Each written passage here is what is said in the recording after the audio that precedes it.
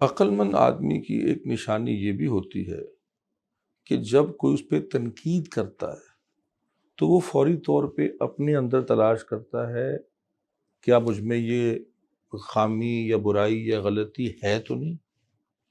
اگر اس کو مل جائے تو اس کی اصلاح کر دیتا ہے، اور اگر اس کو نہ ملے تو چلیں اسی بہانے تھوڑا سا اپنا محاسبہ ہو جاتا ہے. لیکن اگر کم عقلی سے کام لیا جائے تو پھر کیا ہوتا ہے کہ کسی نے ذرا سی تنقید کیا کی، آگ بگولا ہو گئے، اور تنقید کرنے والے کے لیے نفرت کے اور غصے کے جذبات پیدا ہونا شروع ہو گئے اور زبان بھی چلنا شروع ہو گئی.